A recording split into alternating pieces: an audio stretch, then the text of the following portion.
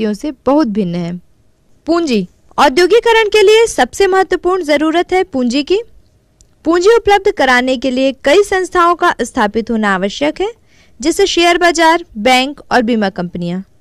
इनके होने से किसी भी उद्योगपति को कारखाने लगाने के लिए जरूरी पूंजी उपलब्ध होती है। लोग अपना धन खाली और अनुपयोगी न रखें और उसे लाभ कमाने के लिए निवेश करें, इसके लिए बैंक जैसी संस्थाएं जरूरी हैं। उद्योगों में व्यक्तिगत पूंजी केवल व्यापारिक तथा लाभ की दृष्टि से लगाई जाती है और इस प्रकार की पूंजी में उन्हीं स्थानों पर उद्योग स्थापित होते हैं जहां लाभ की संभावना लगभग निश्चित हो। जैसे मुंबई के कपड़ा उद्योगों में व्यक्तिगत पूंजी का आकर्षण इसी दृष्टिकोण से हुआ था। विदेशी व्यक्तिगत पूंजी भी इसी लक्ष्य से उद्योगों में लगाई जाती है।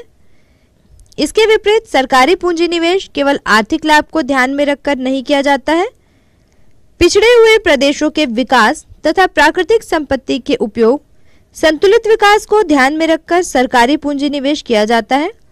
भिलाई इस्पात संयंत्र इसका एक उदाहरण है। प्रौद्योगिकी।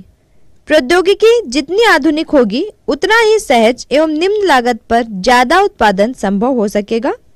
विकसित देशों के पास आधुनिक प्रौद्योगिकी होने के कारण वहां औद्योगिकरण अधिक संभव हुआ है, जबकि विकासशील देशों में प्रौद्योगिकी के कम विकास से उद्योगों का कम विकास हुआ है। इसके लिए नए नए अनुसंधान, नई तकनीकी का विकास आवश्यक है, जिससे ज्यादा उत्पादन हो सके। जरा सोचे कि उच्च गुणवत्ता के लौह अयस्क से तो उच्च गुणवत्ता युक्त लोहा इस्पात का निर्माण किया जा सकता है, लेकिन कम गुणवत्ता वाले लौह अयस्क से उच्च गुणवत्ता के लौह इस्पात का उत्पादन किस प्रकार संभव होगा? यह नए अनुसंधान के द्वारा ही संभव हो सकता है। नई नई स्वचालित मशीनों के उपयोग से सर्वाधिक व गुणवत्ता युक्त उत्पादन हेतु प्रौद्योगिकी विकास व उसकी संभावनाओं को तलाशना महत्वपूर्ण हो गया है। दुनिया के अन्य देशों के बारे में सूचना के माध्यम से पता करना औद्योगिकरण में मददगार साबित होता है। आज कंपनियों में कई प्रतिस्पर्धा है, इसलिए यह जरूरी हो जाता है कि अत्यधिक व गुणवत्ता युक्त उत्पादन के लिए आधुनिक व नई तकनीक का उपयोग करें। इसके लिए कई कंपनियां नई तकनीक वाली कंपनियों के साथ मिलकर उत्पादन का काम करती हैं। उदाहरण के लिए भारत की हीरो कंपनी ने जापान की कंपनी होंडा के साथ मिलकर हीरो होंडा मोटरसाइकिल का उत्पादन शुरू किया। औद्योगिक नीति। उद्योगों की स्थापना सरकार की नीति पर निर्भर करती है। यदि सरकार की औद्योगिक नीति में उद्योगों की स्थापना के लिए उदारता नहीं होगी तो कोई भी उद्योगपति उद्योग लगाने के लिए आगे नहीं आएगा। उद्योगपति ऐसे देशों में अपनी पूंजी निवेश करते हैं जहां शासकीय नीतियां लचीली होती हैं, जहां शासन अर्थव्यवस्था में हस्तक्षेप कम से कम करे और कर कम से कम हो, जहां बुनियादी सुविधाएं जैसे सड़क, बिजली व यातायात व्यवस्थित हो। नई औद्योगिक नीति का प्रभाव। 3 प्रमुख नीतियां बनाई गई हैं जो निम्नलिखित हैं। पहला, उदारीकरण। उदारीकरण का अर्थ है नियमों व प्रक्रियाओं को आसान बनाकर लाइसेंस परमिट राज को कम करना, जिससे विदेशी कंपनियां अपनी प्रौद्योगिकी व तकनीकी के साथ भारत में कारखाने लगा सकें। यह औद्योगिक विकास के लिए किया गया उपाय है जो 7वीं पंचवर्षीय योजना काल में अपनाया गया। 8वीं पंचवर्षीय योजना में इसे और अधिक प्रोत्साहित किया गया। निजीकरण। सरकार द्वारा सार्वजनिक उपक्रमों को निजी हाथों में बेचा जाना उन उपक्रमों का निजीकरण करना कहलाता है। विगत सालों में सार्वजनिक क्षेत्र में उपक्रमों के घटते लाभ को देखते हुए इनके प्रबंधन में निजी क्षेत्र की भागीदारी बढ़ाने घटाने में चल रहे बीमार उपक्रमों को बंद करने की मांग तेजी से बढ़ने लगी। सार्वजनिक उपक्रमों में लगातार बढ़ती समस्याओं के समाधान के लिए सरकार ने आर्थिक सुधार कार्यक्रमों की श्रृंखला के दौर में सार्वजनिक उपक्रमों में विनिवेश की नीति अपनाई और इन सार्वजनिक उपक्रमों के निजीकरण का मार्ग खोल दिया।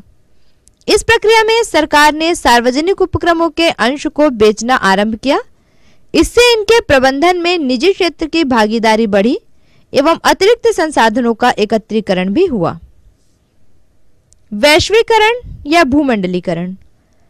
1980 व 1990 के दशकों में शुरू हुई वैश्वीकरण की प्रक्रिया के तहत पूंजी के साथ साथ वस्तुएं और सेवाएं, श्रमिक और संसाधन एक देश से दूसरे देश में स्वतंत्रता पूर्वक आ जा सकते हैं। वैश्वीकरण का मुख्य जोर घरेलू और विदेशी प्रतिस्पर्धा को बढ़ाने पर है। वैश्वीकरण को हम दो तरह से समझ सकते हैं।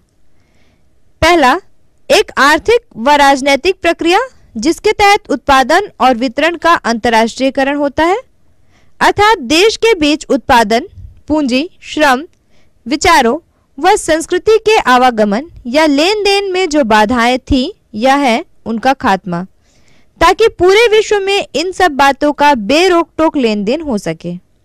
दूसरा, वैश्वीकरण को आगे बढ़ाने के लिए सुझाई गई नीतियां, जिन्हें हम उदारीकरण की नीति भी कहते हैं। भारत में वृहद औद्योगिक प्रदेश। औद्योगिक विकास की विशेषता होती है कि यदि एक स्थान पर कुछ उद्योग विकसित हो जाते हैं तो कई अन्य उद्योग भी वहीं आकर्षित होते हैं। वहां आवश्यक सुविधाएं जैसे कुशल श्रमिक, परिवहन के साधन, मशीन के पुर्जे, व्यापार का प्रबंध आदि उपलब्ध हो जाते हैं। यही कारण है कि औद्योगिक केंद्र विशाल नगरों एवं उसके आसपास के इलाकों में फैलता जाता है। उसके आसपास के नगरों में भी कई उद्योग पनपने लगते हैं। इस प्रकार औद्योगिक प्रदेश विकसित होता है। साथ ही सरकार की नीति भी इसे विकसित करने में सहयोग देने लगती है। जब कई प्रकार के उद्योगों का विकास स्थानीय रूप से उपलब्ध होने वाली सुविधाओं को ध्यान में रखकर किसी खास क्षेत्र में तेजी से किया जाता है तो ऐसे क्षेत्रों को औद्योगिक प्रदेश कहा जाता है। भारत में निम्नांकित औद्योगिक प्रदेश है। पहला, मुंबई पुणे प्रदेश। दूसरा, हुगली प्रदेश। तीसरा, बंगलुरु कोयम्बटूर प्रदेश। चौथा, गुजरात प्रदेश। पांचवा, छोटा नागपुर प्रदेश। छठवां, विशाखापट्टनम गुंटूर प्रदेश। सातवां, गुड़गांव दिल्ली मेरठ प्रदेश। आठवां, कोल्लम तिरुवनंतपुरम प्रदेश। पहला, मुंबई पुणे औद्योगिक प्रदेश। इस औद्योगिक प्रदेश में नासिक से शोलापुर के मध्य मुंबई, ठाणे, पुणे, नासिक, शोलापुर, कोलाबा, अहमदनगर, सतारा, सांगली और जलगांव जिले आते हैं।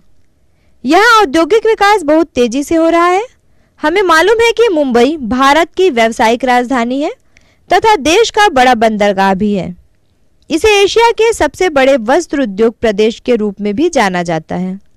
इस प्रदेश का विकास 1774 में आरंभ हुआ और जब अंग्रेजों ने जल पोताश्रय के रूप में इसका चयन किया था, इसके विकास के दूसरे चरण 1854 में कवास जी डाबर के द्वारा पहला आधुनिक सूती वस्त्र बनाने वाला कारखाना लगाया गया। ऐसा माना जाता है शीघ्र ही मुंबई देश का महत्वपूर्ण सूती कपड़ा उत्पादन केंद्र बन गया। मुंबई से ठाणे के बीच पहली रेल लाइन बिछी और इसके कारण भी मुंबई तेजी से प्रमुख औद्योगिक प्रदेश बना। 1955 में भारत का पहला आणविक ऊर्जा केंद्र मुंबई के निकट ट्राम्बे में स्थापित किया गया। इसका उद्देश्य था विद्युत शक्ति उपलब्ध कराना। 1961 से 66 अर्थात तीसरी पंचवर्षीय योजना काल में तारापुर में एशिया का सबसे बड़ा परमाणु घर स्थापित किया गया। रसायन उद्योग का विकास 1967 से शुरू हो गया। मुंबई हाई में 1976 से पेट्रोलियम का उत्पादन शुरू हुआ। उपर्युक्त उल्लेखित इन उद्योगों के लगने से धीरे धीरे दूसरे कई सारे उद्योग भी स्थापित होने लगे। अब यहाँ इंजीनियरिंग के सामान, पेट्रोलियम परिष्करण, पेट्रो रसायन, चमड़ा, प्लास्टिक, दवाइयाँ, उर्वरक, बिजली के सामान, जलयान, इलेक्ट्रॉनिक्स, साबुन, वनस्पति तेल, मोटर गाड़ी, गारमेंट, वस्त्र, टेलीविज़न, रेफ्रिजरेटर, साइकिल एवं सॉफ्टवेयर आदि के अनेक उद्योग स्थापित हो गए हैं। फिल्म उद्योग के रूप में मुंबई को बॉलीवुड कहा जाने लगा है और इसके लिए यह विश्व प्रसिद्ध है। दूसरा, हुगली औद्योगिक प्रदेश। इस औद्योगिक प्रदेश का विकास यद्यपि मुंबई औद्योगिक प्रदेश जैसा नहीं हो पाया, लेकिन यह भारत का सर्वप्रथम विकसित औद्योगिक प्रदेश है। हुगली नदी के दोनों ओर इस प्रदेश का विकास हुआ है। कोलकाता एवं हावड़ा को इस प्रदेश का हृदय स्थल कहा जाता है। इस संदर्भ में हुगली को इस प्रदेश की रीढ़ के रूप में चिन्हित किया गया है। इस प्रदेश में औद्योगिक विकास का आरंभ 1662 से 1694 के बीच हुआ, जब हुगली नदी को पत्तन के रूप में विकसित किया गया। इस नदीय पत्तन के विकास के साथ ही कोलकाता देश का अग्रणी केंद्र बन गया। इस औद्योगिक प्रदेश के प्रमुख औद्योगिक केंद्र हल्दिया, श्रीरामपुर, रिसरा, हावड़ा, कोलकाता, शिवपुर, नेहाटी, टीटागढ़, साधपुर, बजबज, बिरलापुर, बंसबेरिया आदि हैं। इन केंद्रों में अनेक प्रकार के उद्योग विकसित हुए हैं। यहाँ सबसे अधिक जूट उद्योगों का विकास हुआ है। भारत के 70% जूट के सामान इसी प्रदेश में बनाए जाते हैं। ज्ञात हो कि भारत विभाजन के बाद पटसन उत्पादक क्षेत्रों का अधिकांश, जो तब पूर्वी पाकिस्तान था, इस समस्या का निराकरण अधिक पटसन पैदा कर किया गया। जूट उद्योग के साथ और भी कई उद्योग हैं। कोलकाता व टीटागढ़ में कागज तैयार किया जाता है, जबकि महीन सूती वस्त्र के 25 कारखाने इसी प्रदेश में हैं। देश में इंजीनियरिंग उद्योगों का यह सर्वश्रेष्ठ क्षेत्र माना जाता है। यहाँ डीजल एवं विद्युत इंजन, डीजल पंप सेट, बिजली की मोटरें, पंखे, मोटर गाड़ियाँ, पेट्रो रसायन, जलयान, इलेक्ट्रॉनिक्स एवं कंप्यूटर बनाए जाते हैं। देश का सबसे बड़ा मोटर गाड़ियाँ बनाने का कारखाना हिंद मोटर्स उत्तरपाड़ा में स्थित है। कोलकाता की गार्डन रीच फैक्ट्री नौसैनिक, मछली पकड़ने एवं सामान ढोने तथा अन्य प्रकार के जलयान बनाने में विख्यात है। हल्दिया को देश के सबसे बड़े तेल शोधन केंद्र एवं पेट्रो रसायन केंद्र के रूप में विकसित किया जा रहा है। तीसरा, बंगलुरु कोयम्बटूर औद्योगिक प्रदेश। बंगलुरु कर्नाटक की राजधानी है और कोयम्बटूरू पड़ोसी राज्य तमिलनाडु का प्रमुख औद्योगिक केंद्र है। दोनों शहरों के बीच एक लंबी पट्टी में उद्योगों का विकास हुआ है। यह प्रदेश कपास का मुख्य उत्पादक क्षेत्र है, अतः यहाँ के आसपास के गांवों व शहरों में छोटे छोटे वस्त्र निर्माण केंद्र चलते रहे हैं। पूरे देश का 20% धागा तमिलनाडु में बनता है और केवल कोयम्बटूर में सूती वस्त्र की 91 मिलें हैं। इस प्रकार इस औद्योगिक प्रदेश में सूती वस्त्र उद्योग की प्रधानता है। बंगलुरु कई कंपनियों के नाम से जाना जाता है। हिंदुस्तान वायुयान company HAL, Hindustan machine tools HMT, भारतीय दूरभाष लिमिटेड HTL, भारतीय विद्युत उपकरण, इन्फोसिस तथा विप्रो लिमिटेड। पिछले 2 दशकों में बंगलुरु भारत के प्रमुख कंप्यूटर और सूचना उद्योगों के केंद्र के रूप में विकसित हुआ। इसके अलावा यहाँ बस की बॉडी, कांच के सामान, चीनी मिट्टी के बर्तन, सूती वस्त्र, रेल के डिब्बे बनाने के उद्योग हैं। इस औद्योगिक प्रदेश के चेन्नई क्षेत्र में पेट्रोलियम संयंत्र, सेलम में लोहा इस्पात व उर्वरक का कारखाना है। सूचना प्रौद्योगिकी। सूचना तकनीकी आज बहुत महत्वपूर्ण होती जा रही है। आज की वास्तविकता है कि कंपनी के काम 24 घंटे संचालित हो रहे हैं। यह कैसे? संयुक्त राज्य अमेरिका के न्यूयॉर्क और भारत के बंगलुरु की कुछ सॉफ्टवेयर कंपनियों ने समझौता किया है कि वे न्यूयॉर्क में दिन के समय ऑफिस में कंप्यूटर सॉफ्टवेयर पर काम करेंगे, तब भारत में रात होगी और अपने कार्य दिन की समाप्ति के बाद वे अपने काम के परिणाम बंगलुरु भेजेंगे। जब न्यूयॉर्क में रात होगी तो भारत के बंगलुरु में दिन होगा और उसी सॉफ्टवेयर पर भारत में आगे का काम हो रहा है। पूरे विश्व में इस तरह के शिफ्ट में काम करने के कई रास्ते हैं। इस प्रकार वे संवाद और कार्य साथ साथ करते हैं। यह इस प्रकार से है मानो दोनों आजू बाजू के कार्यालयों में बैठे हुए हों।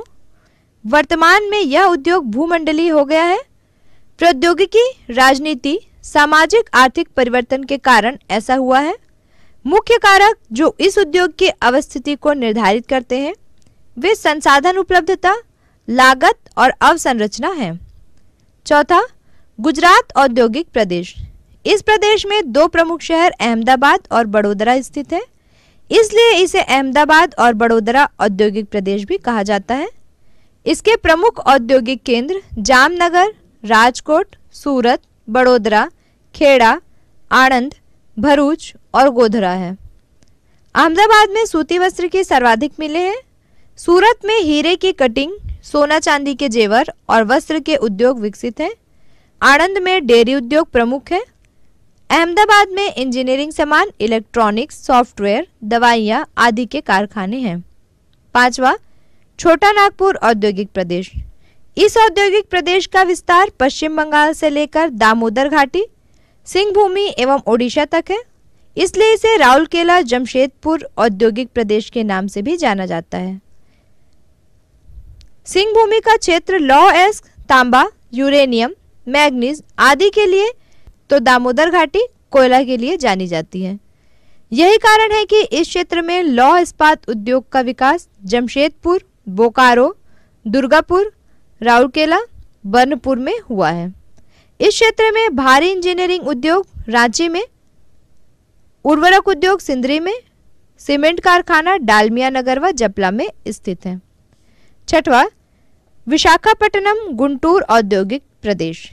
यह औद्योगिक प्रदेश विशाखापट्टनम जिले से लेकर प्रकाशम जिले तक स्थित है। इस प्रदेश के विकसित होने का कारण विशाखापट्टनम तथा मछलीपट्टनम के बंदरगाह हैं। गोदावरी घाटी में पेट्रोलियम पदार्थ व कोयला मिलते हैं और इस कारण यहाँ लौह इस्पात कारखाना स्थापित किया गया है। विशाखापट्टनम में हिंदुस्तान शिपयार्ड लिमिटेड की स्थापना की गई है, जहाँ पोत बनते हैं। इस प्रदेश में चीनी उद्योग, वस्त्र उद्योग, जूट उद्योग, कागज उद्योग, उर्वरक उद्योग, इंजीनियरिंग उद्योग विकसित हुए हैं। विशाखापट्टनम, विजयवाड़ा, विजयनगर, राजामुंदरी, गुंटूर, एलूर आदि औद्योगिक केंद्र हैं। 7वां, गुड़गांव, दिल्ली, मेरठ औद्योगिक प्रदेश। दिल्ली के आसपास के शहरों गुड़गांव, फरीदाबाद, मोदीनगर, मेरठ, अंबाला, मथुरा, सहारनपुर, नोएडा, कुरुक्षेत्र, करनाल, पानीपत आदि तक इस प्रदेश का विस्तार है। यह प्रदेश खनिज स्रोतों से काफी दूर है, अतः इलेक्ट्रॉनिक्स, मोबाइल, खेल के सामान, बिजली के सामान, होजियरी, ट्रैक्टर, साइकिल, कृषि उपकरण, आगरा औद्योगिक क्षेत्र में कांच और चमड़े के उद्योग, मथुरा में तेल परिष्करण उद्योग, फरीदाबाद में इंजीनियरिंग उद्योग, सहारनपुर में कागज उद्योग का विकास हुआ है। गुड़गांव में प्रमुख उद्योग ऑटोमोबाइल, वस्त्र निर्माण, इलेक्ट्रॉनिक सामान, बीपीओ बिजनेस प्रोसेस आउटसोर्सिंग के हैं। 8वां, कोल्लम तिरुवनंतपुरम औद्योगिक प्रदेश। यह औद्योगिक प्रदेश केरल के छोर पर स्थित है। इसका विस्तार तिरुवनंतपुरम, कोल्लम, अलपुजा, एर्नाकुलम तथा चित्तूर जिलों में है। यह प्रदेश देश के खनिज प्रदेशों से काफी दूर स्थित है, अतः इन क्षेत्रों में कृषि उत्पादों के आधार पर उद्योगों का विकास हुआ है।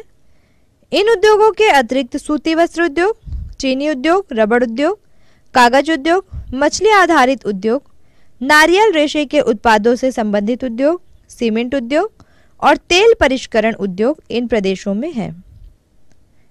दुर्ग, रायपुर, बिलासपुर, कोरबा औद्योगिक क्षेत्र। छत्तीसगढ़ में स्थित यह औद्योगिक क्षेत्र मूलतः स्थानीय खनिजों पर आधारित है। तृतीय पंचवर्षीय योजना काल में भिलाई इस्पात संयंत्र की स्थापना रूस के तकनीकी सहयोग से की गई। यह संयंत्र कोलकाता मुंबई मार्ग पर छत्तीसगढ़ के दुर्ग जिले के भिलाई नगर में स्थित है। इस संयंत्र के लिए लौह अयस्क 97 किलोमीटर दक्षिण में स्थित दल्ली राजहरा पहाड़ियों से आता है। कोयला कोरबा एवं झारखंड की झरिया खानों से आता है। अन्य खनिज समीप ही पाए जाते हैं।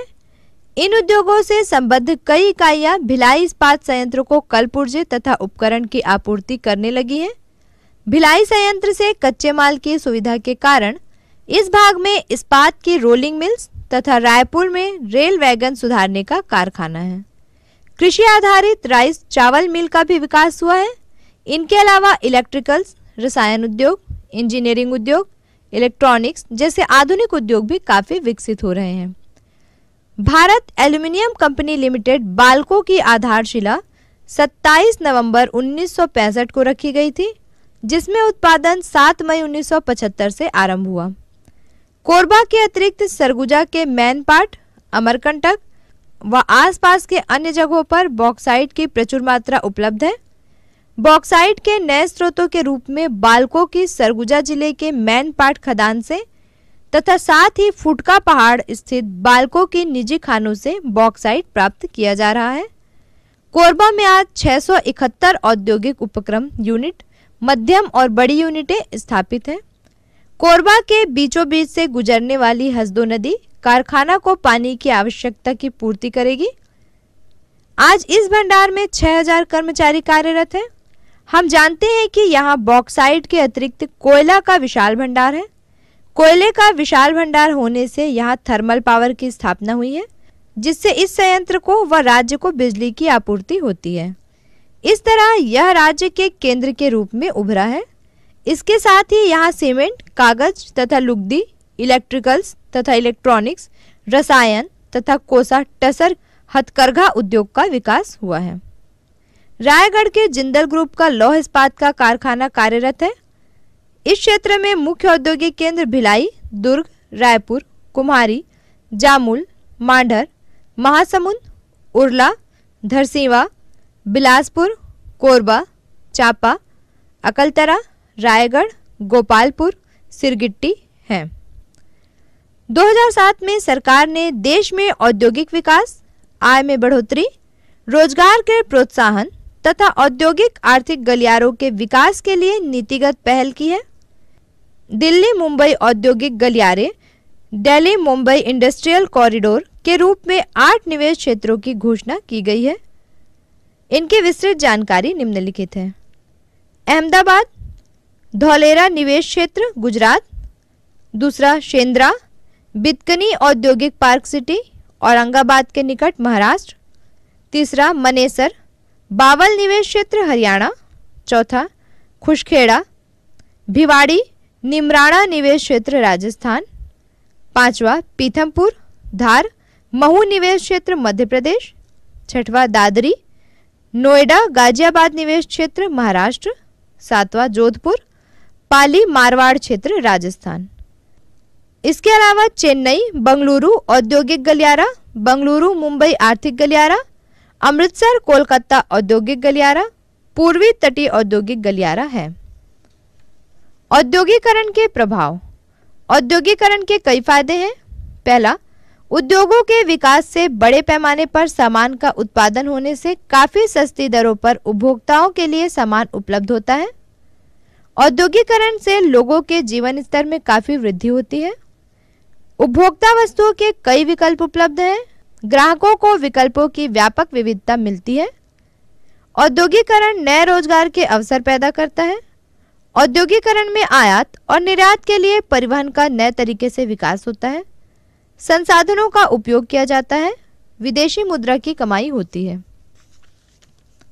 औद्योगिकरण से केवल लाभ ही नहीं होता, बल्कि कई तरह से पर्यावरणीय समस्याएं पैदा होती हैं। उद्योग में उपयोग किए जाने वाले कच्चे माल तथा शक्ति के साधन की जरूरत पड़ती है। कच्चे माल के लिए प्राकृतिक संसाधनों का दोहन किया जाता है, जिसके परिणाम स्वरूप वहां भूमि क्षरण तथा संसाधनों के समाप्त होने का भय बना रहता है। कारखानों के अपद्रव पदार्थ से जल, थल तथा वायु प्रदूषण की गंभीर समस्याएं पैदा होती हैं। सभी छोटे बड़े औद्योगिक नगर इससे ग्रसित हैं। इस तरह तेज गति से होने वाला औद्योगिकरण पर्यावरणीय समस्याओं की जननी भी है। एक सीमा के बाद जब भूमि, परिवहन, मजदूर, बिजली, पानी आदि महंगे होने लगते हैं, मजदूरों की हड़ताल आदि की भी समस्याएं होने लगती हैं, तो उद्योगों का हस्तांतरण होने लगता है। कई बार सरकार भी किसी खास नगर में उद्योग लगाने से मना कर देती है, जिससे वहां उद्योग नहीं लग पाते हैं।